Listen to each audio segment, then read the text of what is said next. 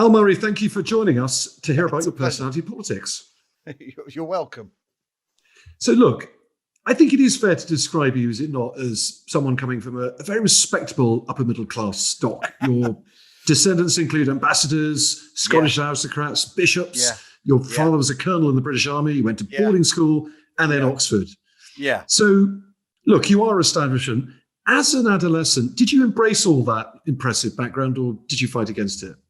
I don't know if I did either, to be honest. I mean, the interesting thing is I know more about my background really from my Wikipedia entry than any conversation we ever had at breakfast or at dinner. And I also sort of feel that my trajectory very much is downwardly mobile. I'm heading in the right direction, away from all these toffs and aristocrats in my background. I mean, no, not really. My father he was a colonel in the army, but he worked for British Rail, so he was in the nationalised days, so he was effectively a civil servant. So I always sort of thought we were kind of a technocratic family, really, and that didn't feel like a thing to particularly kick for or against, and he worked for a nationalised industry. So, from the old days of consensus politics. So I don't know. I don't know that I ever really gave it too much thought. I mean, I was at boarding school, so I was sort of preoccupied with the pecking order, which is what happens to people at boarding school, actually. That's why I think people who've been at boarding school, so many of them end up being in politics and so well suited to the vicious atmosphere, because that's what being at boarding school's like. I might have some passing experience of that. Yeah, there you go. So when did you first become aware of politics or politicians per se? Do you remember? Well, I remember Margaret Thatcher winning the election in 1979, and our boarding house master at the boarding house I was in being delighted, and it being, and we'd get all the papers every day, and I'd read them all, and him being absolutely delighted. So I have a memory of the winter of discontent as an actual political event, rather than say the power cuts in the earlier 70s when I was much smaller. So I remember, that was when I was 11, I think. So I remember that, and then I very much remember the politics around the Falklands. And Thatcher, and that was sort of, it felt like there was no avoiding it at the time. It felt like it was big stuff going on. And then, of course, the miners' strike, which I remember, thinking in Bedford, what's it got to do with us, really? All this, I don't understand it. And actually Nottinghamshire not being that far from Bedfordshire, and it actually being actually contingent on our lives. But I mean, I've always been aware of politics and very interested in it, but I've always been loath to pick a side, because that way it seems madness lies, basically. Which Davy brings me on to your first vote. You did vote for the first time at some stage, presumably. Yeah, it would have been the 1987 election, I guess. Yeah. Do you remember who you voted for? I think I do. I think I remember who I voted for, and it would have been at home in my parents' village. So Mum and I probably walked up the village and went to the village hall and voted together, I expect. But I don't. But one of the things. I mean, obviously we live in this social media age, and you suddenly look at how other people look at life, and when I see people going, I've just been voted, and taking pictures of themselves and going, and then people saying, I've just cast my first vote, and they're all like, they're all sort of squishy about it. I sort of think, I can't relate to that either. I don't think you just do it. You're meant to do it, so just do it. It doesn't, it's not like voting for the first time in Afghanistan or something. It's routine and a part of your sort of boring civic duty, I think. So your background would suggest you'd have been a Tory voter in 87? You see, this is the problem. My background might, but you don't know the conversations in my family, and my grandfather, for instance, the ambassador of which we spoke earlier, he was very heavily involved in the Second World War, in the intelligence efforts and black radio and all sorts of stuff, and then became a ferocious Cold Warrior. But I think probably was an Attlee Labour man. Actually, on reflection, so we were very much in the bow wave of that. So I don't know. I mean, I honestly, I don't like telling people how I vote anyway. But I know I didn't vote Tory in 87. But I'm fairly sure I probably didn't vote Labour either. But I don't know. I can't remember. It's ancient history in a way. Nothing we can do about the result, though, is there? Not now. So look, you went to university. Pretty quickly, you got into stand-up comedy. Yes. Did politics play a big part of that? Was your stand-up comedy political? No, but the scene was drenched in politics. And in actual fact, the first year we went up, I remember because the first year I went and just did some fringe stuff, and sort of we had a sketch group. We sort of hung around the main players who were the Oxford Review at the time, and the atmosphere towards the Oxford Review and Cambridge and the Footlights and people like that doing comedy from the comedy circuit was nakedly hostile. That we were the gilded sons of privilege. And it was mainly sons. There were a couple of daughters, gilded children of privilege, and we had absolutely no place being part of the Edinburgh Fringe. And it was nakedly hostile towards us, which I at the time found rather unfair, because I can see why. But at the time, I sort of thought, well, no, the idea is that we're just trying to be funny. We're not trying to jump the queue or anything. Although you could argue we were given the opportunities by going to Oxford to go to the Fringe. We were. But I found the sort of didacticism of that political comedy at the time a bit of a turn off, because it assumed you weren't thinking for yourself, and involved a lot of preaching to the choir. And I've never really liked that. I've always sort of taken the view that an audience is bright enough to think for itself, and rather than telling them what to think, maybe you ask them to think about things, but not what to think. And that was very much a tone at the time in stand-up. And then some people came along a couple of years, around about the same time as well, who weren't interested in that, and who were interested basically in being daft, which is far appeals to me far more, because they weren't demanding your loyalty. They were just asking you to find the world ridiculous, which is far more my feeling on things. So there was a lot of politics around. I mean, it was when people were saying Thatch. Ben Elton's Thatch. Exactly. Thatch, Ben Elton's Thatch and all that. And I remember Ben Elton had a routine, and this really annoyed me at the time. It stayed with me, this formative experience. Ben Elton had a routine about traveling on British Rail and how terrible it was, and how you couldn't get a seat, and he had that double seat, got to get a double seat routine. You get there, and he ended that routine with "Don't blame the workers, blame the management," is what he said. And I thought, well, my dad's management at BR, and they're having a terrible time with underinvestment from central government, because one of the problems with the nationalised railways, you just turn into another budget to cut. And I thought it was terribly unfair that Ben Elton was slinging such mud at my father to make a point that was actually about how he hadn't got a seat on a train because he'd got on the train too late. That everything was grist to this mill. And I didn't like that. And I thought, and then a couple of years later was the Leaves on the Line thing. And I remember a boring writing meeting went, well, actually, the problem with the Leaves on the Line is the new light rolling stock. And I used to get terribly hung up on the subject of the railway. You're a details man. Your politics is a details thing, it would appear. Sometimes, yeah. So Pub Landlord is obviously your most well-known creation. It's what made you famous. Yes. Pub Landlord himself, he's highly patriotic. Yep. Perhaps not overly educated. He's funny, but he's pretty simple. I've never worked out whether you're taking the mickey out of that kind of person, that kind of voter, or it's an affectionate tribute, or it's both. Which is it? They're not mutually exclusive. It's a thing I get asked about, and sometimes it gets hurled at me as an accusation. You're punching down at these people or whatever these people are like, and I don't know that I am. Obviously, I'd say I'm not, but I don't. That's certainly not the intention. And the thing is the act has mutated as the times have mutated, but he's not changed as much as the times have. And what's been quite interesting is that the characters remained roughly stable, but because the times have changed, he carries on bumping up against them. So there's the comic friction offered by changing times that goes with having quite a set idea with a comic character. But yeah, I mean, I always think that people who are sort of confident in themselves can laugh at themselves, and so in that sense, it's not that heavy a satiric blow on the person who might think like that, or at least I don't think so. I mean, it's when people get twitchy about it, go, you shouldn't be saying and there's the two wrong ends of the stick. Is the sort of left-wing end of it, where you shouldn't be saying these terrible things because you're encouraging the wrong people.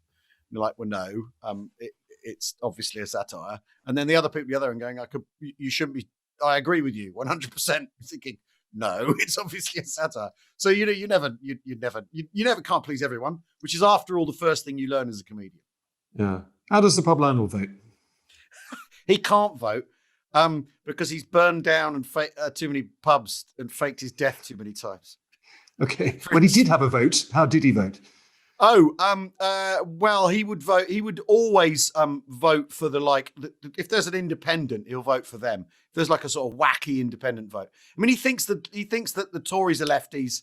He thinks that, but he's also, I mean, there's a slice of him. He's the very old Labour, because after all, old Labour, born out of the post-war consensus, was British jobs for British workers and all those sort of quite old things that have maybe fed into the sort of populist drift on the in UKIP and things like that. So I mean, he's a mishmash. I always think you wouldn't want to pin him down too much, because he'd agree with surprising things. I think if you actually sat him down with a manifesto, like a real person would.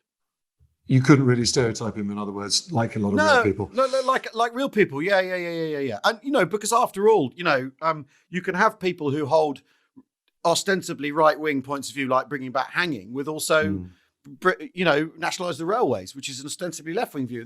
And in fact, actually, these sort of pigeonholes don't necessarily help, these gradations, these left-right gradations. Mm. So look, let's move on to both what you did and the pub landlord did. Yeah. This is a really interesting thing. You actually ran for Parliament, didn't you? Yes. In 2015, Yeah. against Nigel Farage in the seat of South Thanet, somewhat famously. And you stood for the Free United Kingdom Party, which FUKP, is, of course, yes. FUKP. Yes. Now, I put it to you, this was a straightforward satirisation of Nigel Farage and UKIP. Well, yes, it was, but it was several things. There were several arrows in the quiver for this one, and one of the things was the year before. It became quite clear that comedy was drifting into sort of another moment where it was going to become obsessed with politics. So we had 5 years of the coalition, and we were coming to the end of that, and you could tell that maybe the Liberals were going to get ejector seated. And that was probably going to happen, and because they'd lost their vote, hadn't they? Basically, with thanks to Clegg and student loans. Anyway, and that year, 2015, you had Russell Brand coming out as political, right? And his book, and it was all taken terribly seriously, and a lot of it I thought was plain straight hilarious, laughable, right? A lot of what he was laughable at rather than laughable with. Oh, entirely, yeah. Why did you say that? Oh, just because it was a lot of it's preposterous, but that suddenly he picked on politics, and he's an excellent reader of the zeitgeist. He could see which way the wind was blowing, so he went for that, and completely understandable. But it was more how seriously he was taken that was the thing that was laughable, really. And he at one point in all that said, I don't vote. There's no point voting. Voting never changed anything," which is so clangingly obviously not true. Right, evidentially, provably untrue, and we've seen, especially since he said that, we've seen that that's not the case. With 3 general elections, a referendum. We just had another referendum where Scotland, we just had one where Scotland very nearly did, and it did change the State of the Union. Anyway, and I thought, well, I haven't got his kind of platform, but what's the response to this that I can make? I think people should vote, right? But I don't want to. No one's going to listen to me going, "Oh, I think people should vote," in a po-faced way. Or Al Murray responds to Russell Brand. So I thought I'll do something that says vote. Something, right? In the upcoming election. And then I was sat in a pub in Cambridge and the show that year was all about politics, and it's sort of in a reflection of what Russell had been doing. And the moment. And a friend, I sat in a pub, and a friend of mine said, "Well, they just announced the election on that long campaign." And a friend said, "Well, you're going to have to run, aren't you? You're going to have to run." He'd literally come to the show, seen the show. He said, "You're going to have to run, aren't you? And you're going to have to run in Thanet, because if you're going to run, you've got to run where Farage is running, because then you're doing the two things happen together. Encouraging people to do it, and that's the place where you'll attract the most attention, because after all, there's some overlap." And there at the bar on a bar mat, I wrote down that, we'll call it the FUKP. We're going to brick up the Channel Tunnel. And I wrote my little 12-point manifesto. And I rang my manager in the morning. He's like, what a brilliant idea. And we formed a political party a couple of days later. We did it all properly, did all the forms. We wore its skin, and did it all properly. And then off we went. And it did. So that was its genesis. But then obviously there's so much overlap between, Farage waving a pint around and being a man of the people, and the pub landlord waving a pint around and calling himself a man of the people. That, there's so much overlap. And also the sort of irony that he went to a posh public school. I went to a posh public school in real life. Just the sort of, all those ironies are too delicious to resist, Tom, for someone who spent his whole career doing irony. It was just, the meat was too rich. And so we start running a campaign. And then actually the business of political campaigning really became our subject matter rather than Nigel, because I thought the campaign in 2015 was, so much of it was so inane and bordered on inanity. It was funny. You'd have this thing where Labour would go 10,000 new nurses if we win. So we'd immediately reply 10,001 if we win. We've beaten you. Like this sort of inanity of the promises. So that's the thing we got caught up in, actually, rather than Farage, because that was the sort of more interesting day by day subject matter as the campaign progressed. So the result of that particular vote in South Thanet, I believe you got 318 votes. That's right. Which was more than the Communist, Socialist and BNP parties at the time, but yes. A few less than Craig McKinley and obviously Nigel Farage. But yes, I know. He didn't get elected as an MP. He didn't, no. Your 318 votes may have contributed to that. Is that what you wanted to achieve? Did you want in some way to help get in the way of him becoming an MP? No. That was not it. There wasn't an intention at all to influence, aside from taking part, to influence the course of events. So I didn't go to hustings. We didn't get involved in any of that, because we weren't saying, look, we're going to save Manston Airport, or this is the wake-up call Westminster requires. And we did one focus group where basically all anyone cared about was dog turds and, all they cared about was dog mess and bins, actually, the punters, when you got to talk to them, which is the sort of truism about British politics or any politics, is that we have this weird thing where everyone votes nationally on things that are bothering them locally, generally. So that strange juxtaposition. So, the intention was to join in rather than derail, take part of the democratic process. And of course, I got a lot of flack from it from from fans of Farage mainly. You're trying to take votes off him. Well, so's the Tory guy and so's the Labour guy. So's everyone. You shouldn't be doing this. You're making a mockery of democracy. I'm a comedian. It's my job. It's not. Is it so fragile that me taking part will destroy it? No. And the arguments offered against me doing it, I thought were all from people, and obviously all came from people who were on Nigel's side of Farage's side of the equation. Rather, you didn't have any Labour or Tory people going, "Oh, you shouldn't be doing this. It's disgusting." So you also see the seeds of the thing that's completely rampant now in our political discourse, which is it's all right when our lot do it, which is the tone of all British politics at the moment. And of course, your reaction on the platform to Farage losing was one of those iconic moments of British electoral history, that sort of mock surprise and then clap that you gave him. Do you think that a year later, then when Farage triumphed with the Brexit vote, his side won that referendum? Do you think, in a way, he ended up having the last laugh? Well, maybe. Maybe if that's the dynamic of me laughing at him. I mean, maybe had he won in Thanet in 2015, Cameron would have been able to say, "Look, you see, you can only muster one MP for this leave the EU thing. When you're not getting a referendum, it won't happen." So maybe, there's lots of possibilities there. I mean, I think he definitely does seem to have had a last laugh. I mean, there's still plenty of laughing to be done about the question of Brexit anyway. I think we're the idea that referendum would settle once and for all the question of Britain's membership of the EU and dealing with the EU is hilarious was a ludicrous assertion at the time. It's becoming funnier and funnier and funnier that Cameron could possibly think that's the case. Because he thought he was going to win anyway, didn't he? He thought that'll settle it, and obviously he muffed it. But I mean, I just sort of think we only have to look at the way it sort of pops up like the Loch Ness monster, doesn't it? The EU question, the trade deal, the deal we're going to have. There'll be deals. They're going to be deals forever. We're going to have decades of deals now. What a thrill! Did you personally vote in the Brexit referendum? Yeah. Which side for? I'm not going to tell you. That's the point of personality politics. Yes, but I think one of the we have an actual problem in our politics these days is everyone parades their point of view. I think there's no shame in being a floating voter. In fact, I think there's honour in being a floating voter. I think there's honour in the secret ballot. The secret ballot emerged for this precise reason, so that you couldn't be duffed up for your affiliation, and also you're allowed to change your mind. I mean, after all, that's the point of a general election: is a chunk of the public changes its mind. I mean, you see the polling now where they go, now they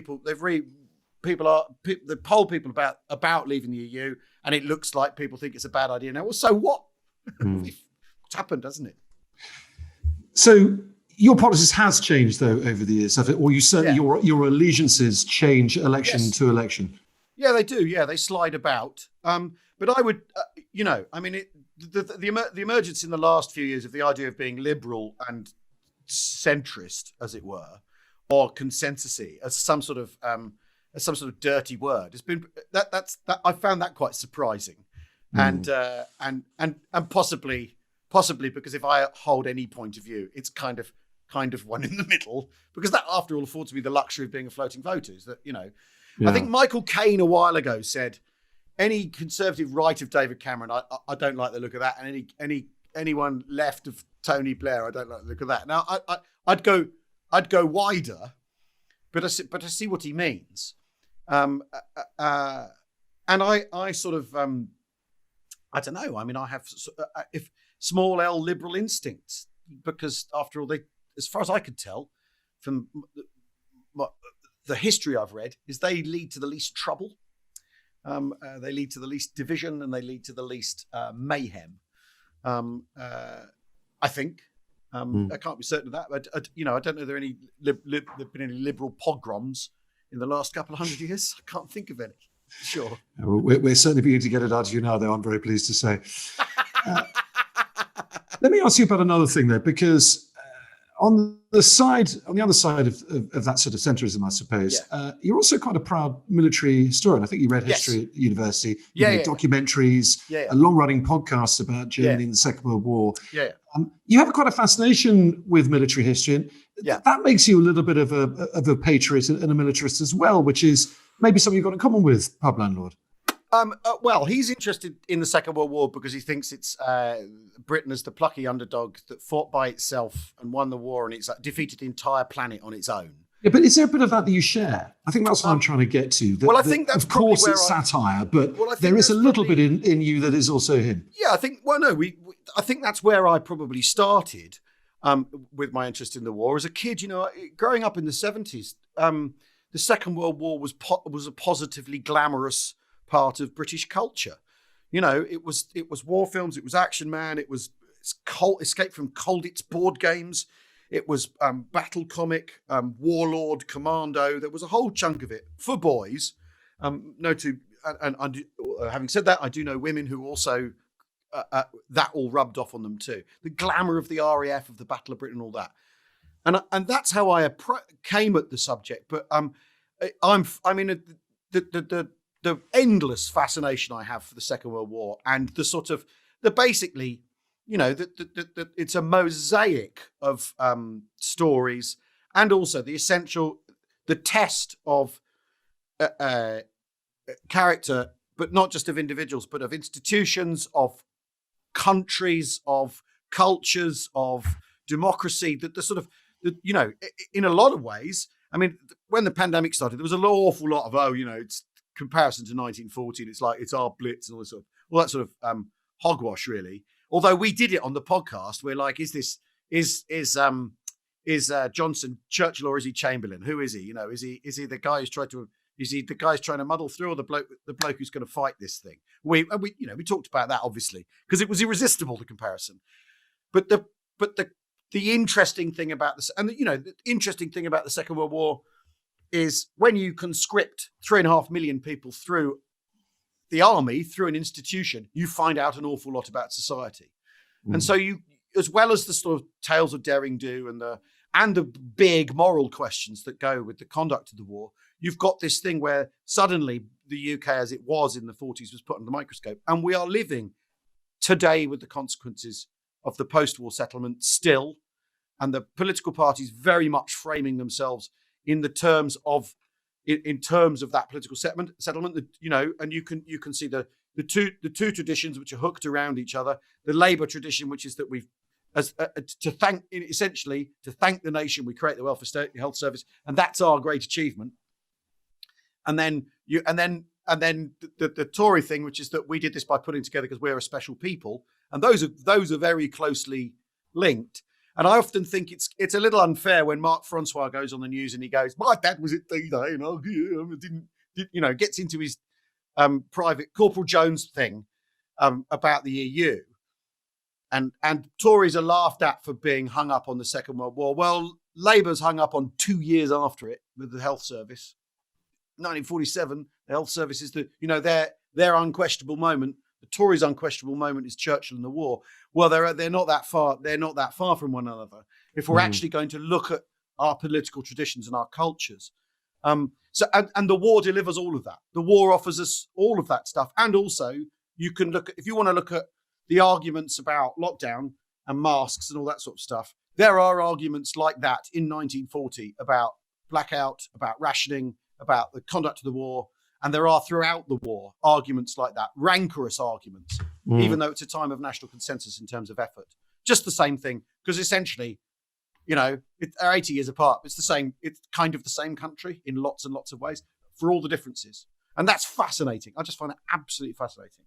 Okay, look, we've got to draw this to a close pretty soon. But before I have to sum you up, I have to give my estimate of what you are. We always do that at the end of these personality parties. Yes, of course, yeah. Finally, before we do that, I just want to know, I suspect you're not going to tell me how you voted in 2019, although your repeated use of the word liberal might give me a clue. I tell you who I couldn't possibly vote for.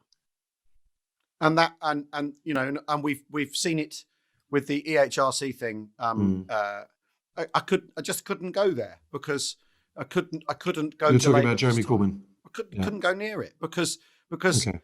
I marched with Jewish people the two times that they marched about that, because they had opportunities in the Labour Party to do something about the scandal of anti-Semitism and the sort of this extraordinary movement of people to educate themselves into being anti-Semites because they seemed to think that's what was required of them. It was amazing watching it happen.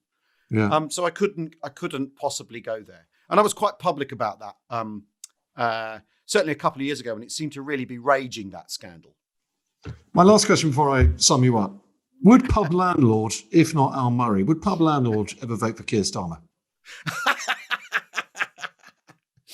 Well, I suppose.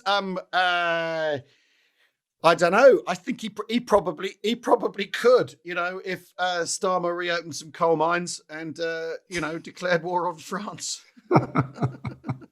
And if he doesn't, probably not. He's going to have to think of something. He's going to have to pull something. I mean, the landlord doesn't trust lawyers anyway, so he's got an uphill struggle. Okay. Al Murray, I'm going to sum you up, therefore, as a patriotic but private liberal centrist floater. How do you please? I think that pretty much sums it up. Though, of course, the eternal problem with being a liberal is the Liberal Party. We haven't got time for that. Al Murray, thank you so much for sharing your personality politics with us. I think we got there in the end. I think we kind of did, yeah. But you never know. I changed my mind I'm like a weather vane, though, is the truth. It's been great talking to you. Thanks for your time, Al. Likewise. Thanks, Tom. Pleasure.